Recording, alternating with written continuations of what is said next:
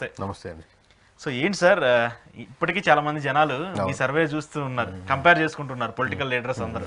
So ఏంటి కేకే ఎందుకు 160 చెప్పాడు, వీళ్ళకి 161 ఎలా వచ్చాయని చెప్పేసి చాలా మంది చూస్తున్నారు. మీరు నిజంగానే గ్రౌండ్ లెవెల్లో అంత కన్ఫ్యూజన్ ఉంది, అంత వ్యతిరేకత ఉంది, అది రిఫ్లెక్ట్ అవుతుందని చెప్పేసి ముందుగానే భావించి ఇచ్చారా, లేదంటే ఒక జస్ట్ నామమాత్రంగా ఇలా ఉండాలని ఏమన్నా అటెన్షన్ గ్రాప్ చేయడానికి ఇచ్చారా? అంటే ఇది నామమాత్రం అయితే లాస్ట్ టైం 151 వస్తాయని చెప్పింది కూడా నామమాత్రం ఏంటి సార్? లేదా పొరపాటు జరగడానికి లేదా ఏదో లక్ ఫేవర్ కావడానికి ఒక పార్టీ కాదు, 4 పార్టీలకి సింగిల్ నెంబర్ చెప్పాం. టోటల్గా ఏ పార్టీకి ఎలా వస్తుందని చెప్పాం. ఓటింగ్ పర్సంటేజ్ చెప్పాం, అది కూడా 1% దగ్గరగా వచ్చింది. ప్రధాన ప్రతిపక్ష హోదా కోల్పోతుంది వైఎస్ఆర్సీపీ అన్న స్టేట్మెంట్ దాదాపుగా మీరు ఎవరి నోటిది ఉండా ఎవరిది ఉండా మీరు చెవి దగ్గర ఉండు. సో ఇవన్నీ ఎట్లా వచ్చిందంటే మనకు ఓవరాల్ ఇండివిజువల్ ఒక్కొక్క నియోజకవర్గం చూసుకుంటూ వెరిఫై చేసుకుంటూ జాగ్రత్త చేసుకుంటూ మనం వైఎస్ఆర్సీపీ ఎమ్మెల్యే చేసినా, టీడీపీ ఎమ్మెల్యే చేసినా, జనసేన ఎమ్మెల్యే చేసినా, ఎవరు చేసినా చుట్టుపక్కల నియోజకవర్గాలు కూడా వెరిఫై చేసుకుంటూ దీంతోపాటు ఉన్న ఎక్స్పీరియన్స్ ప్రజల నాడి పట్టలేకపోతున్నాం అంటే ప్రజల నాడి ఆబ్వియస్గా పట్టలేరు. డాక్టర్కి ఒక అడ్వాంటేజ్ ఉంటుంది.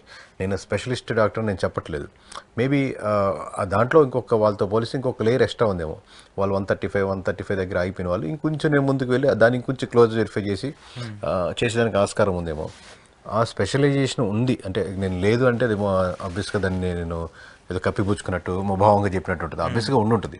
కాబట్టి దాన్ని కొంచెం ఆ ఫ్యాక్టర్స్ ఇంకా ఎక్స్ట్రా ఫ్యాక్టర్ యాడ్ అవుతుంది. ఉన్న ఎక్స్పీరియన్స్ కూడా మనకు దాన్ని తోడ్పడుతుంది. బయట సహజంగా చూసుకునే వాళ్ళకి ఆ నియోజకవర్గం ఆ జిల్లా గురించి వాళ్ళకి ఐడియా ఉంటుంది.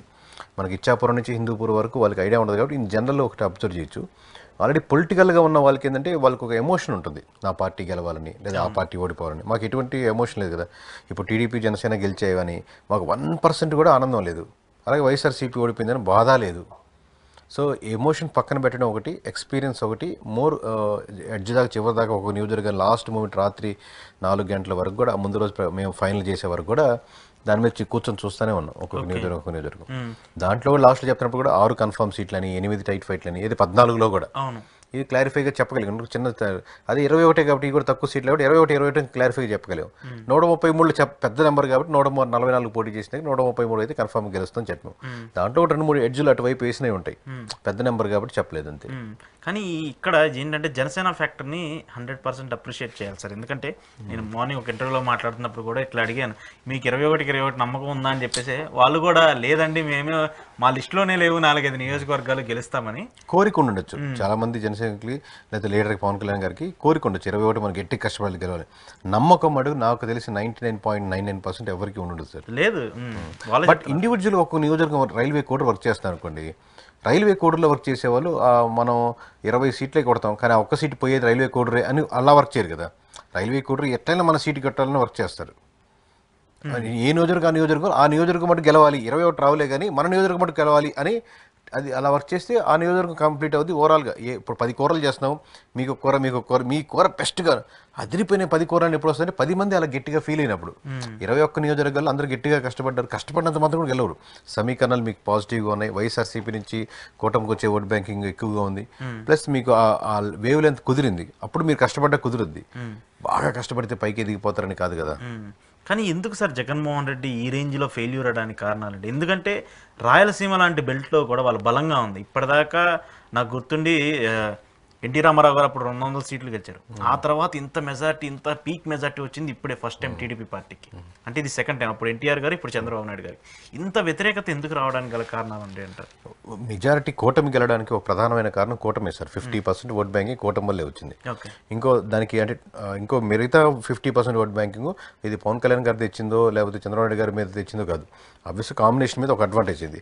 మిగతాదంతా ప్రతి ఒక్క 1% వైఎస్ఆర్సీపీ నుంచి టీడీపీ కూటమికి వెళ్ళిన ఓట్ బ్యాంకింగ్.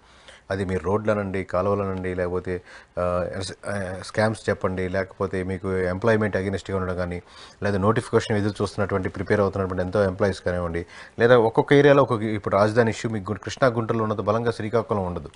అక్కడ ఉన్నటువంటి వైజాగ్ రాజధాని మారుతున్నప్పుడు వాళ్ళు కనెక్ట్ అవ్వలేదు. అలాగే మీ కడపలో జరిగిన ఇష్యూ కానివ్వండి, ఇలా ఒక్కొక్క ఫ్యాక్టర్ 1+1+ యాడ్ చేసుకుంటూ వస్తుంటుంది.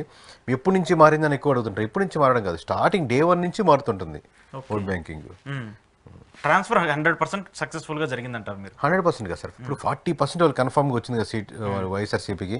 సో ఇంత దాంట్లో కూడా మోర్ దాన్ 39% మన రౌండ్ ఫిగర్ 40 అనుకుంటే 40% స్టాండ్ విత్ వైఎస్ఆర్సీపీ.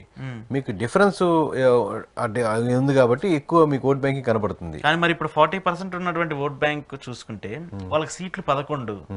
ఈ కంపారిజన్ ఎక్కడో కొంత డిఫరెన్స్ కనిపించింది. అలా ఉండదు సార్. మామూలుగా ఇప్పుడు సింపుల్ లాజిక్ సార్, మీకు అర్థం చేసుకోండి. అంటే రెండే పార్టీలు పోటీ పడుతున్నాయి అనుకోండి, అంటే కూటమి వర్సెస్ వైఎస్ఆర్, మిగతా ఎక్స్ట్రా పర్సెంట్ పక్కన పెట్టుకుని వీళ్ళు పడ్డే 100% అనుకున్నాం అనుకోండి, 51% వస్తే మనం సీటు గెలుస్తాం. 51% అంటే 100 నియోజకవర్గాల్లో 51%, 52 కావచ్చు, 50 కావచ్చు, ఏది దాటినా మనకి ఓటు సీటు గెలుస్తాం. మిగతా నియోజకవర్గాల్లో ఒక ఏది గెలవలేదు అనుకోండి వైఎస్ఆర్సీపీ, అన్ని చోట్ల 175 చోట్ల కూడా 51, 52, 53 వచ్చింది గెలుస్తాం. వాళ్ళిద్దరి మధ్య ఓవరాల్ పర్సెంట్ యావరేజ్ తీసుకుంటే 2-3% డిఫరెన్స్ ఉందనుకోండి, బట్ 0 సీట్స్ రావచ్చు. కానీ ఇక్కడ చాలా మంది అభ్యర్థులకు మెజార్టీలు చూస్తే ఇప్పుడు రాని విధంగా మెజార్టీలు వచ్చాయి సార్. వేలు చాలా మందికి 20,000 పైగా 10,000, నాకు తెలిసి 5,000, 10,000 మంది వచ్చినటువంటి మెజార్టీలు చాలా తక్కువ. మీ ఇప్పుడు చెప్తాను సార్. మామూలుగా ఇప్పుడు అంటే సరే ఈవీఎం మిషన్లు ఎన్ని పక్కన పెట్టండి, నేను నా వీడియోస్లో మేము చేసిన దాంట్లో 1 month బ్యాక్ వీడియోస్కి వెళ్ళండి, 1 month బ్యాక్ వీడియోస్కి వెళ్ళండి. మేము అప్పుడు అసెస్ టాప్ 100 నియోజకవర్గాలు తీసుకోండి, మీకు చాలా వీడియోస్లో చెప్పాను. 100 నియోజకవర్గాలు తీసుకోండి, 100 నియోజకవర్గాలు మెజారిటీ వైజ్గా వేసుకోండి. టాప్ 100 నియోజకవర్గాలు 99% మీకు రేపు కూటమి ఉంటాయి. ఓకే, టాప్ అని. అప్పుడు ఇది ఎలక్షన్స్ 1 month ముందు చెప్పిన స్టేట్మెంట్. ఎందుకంటే అబ్జర్వ్ చేస్తున్నాం కాబట్టి మీకు నాడిక మీకు పట్టుకోగలిగిన టాలెంట్ ఉంటే ఈయన ఖచ్చితంగా కాసేపట్లో హార్ట్ అటాక్ రాబోతుందో, ఈయన క్యాన్సర్ ఏదో ఒకటి సంథింగ్ దాన్ని అసెస్ చేస్తారు కదా.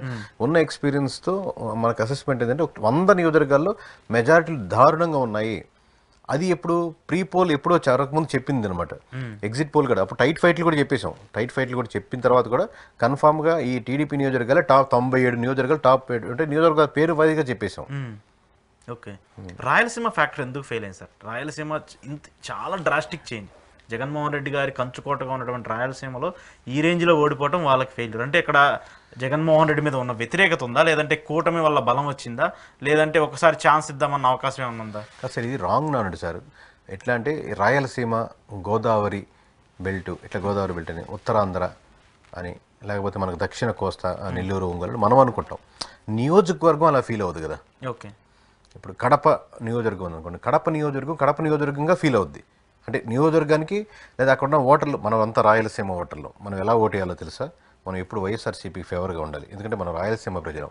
అలా అనుకోరు కదా. ఓకే, అక్కడ ఓటరు ఎంప్లాయీయా, అక్కడ ఓటరు ఎంప్లాయ్మెంట్ కోసం వచ్చినవాడా, ఎంప్లాయ్మెంట్లో ఉన్నవాడా, అక్కడ ఓటరు క్యాస్ట్ ఈక్వేషన్స్ ఏ క్యాస్ట్కి కనెక్ట్ అవుతున్నాడు, అక్కడ ఓటరు అక్కడ ఉన్నటువంటి జరిగినటువంటి ఇష్యూ ఏం ఫీల్ అయ్యాడు, అక్కడ ఉన్నటువంటి ఓటరు రోడ్ల గురించి ఏం మాట్లాడతాడు, అక్కడ ఉన్నటువంటి ఓటరు కరప్షన్ గురించి ఓటర్గానే ఫీల్ అవుతాడు.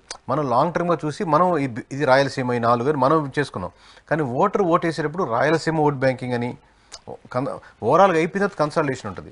ప్రీవియస్ ఓట్ బ్యాంకింగ్ ప్యాటర్న్ బట్టి మనం ఒక అండర్స్టాండింగ్ వచ్చాం. ఈ 4 జిల్లాలు రాయలసీమ బెల్ట్కి ఉంది, ఉమ్మడి జిల్లాలు. సో దీనికి సహజంగా ఆ ప్యాటర్న్ చూస్తున్నప్పుడు లాస్ట్ ఎలక్షన్ 30 సంవత్సరాలుగా ఈ ఓట్ బ్యాంకింగ్ ఉంది అనుకుంటాం. ఇప్పుడు ప్యాటర్న్ కూడా ఉపయోగపడుతుంది సార్. బేస్ తీసుకోవచ్చు. మీరు ఒక యాంకర్గా ట్రై చేస్తున్నప్పుడు ఎప్పుడు యాంకరింగ్ చేయలేదు కదా, మీరు ఎలా యాంకరింగ్ చేయగలుగుతారు? ఎప్పుడైనా చేశారా? ఎక్స్పీరియన్స్ ఆబ్వియస్గా వాళ్ళు వ్యాలిడ్ క్వశ్చన్, బట్ దాన్ని బేస్ చేసుకొని జీవితంలో ఎప్పుడు యాంకరింగ్ పనికిరారు అని చెప్పలేము అనమాట.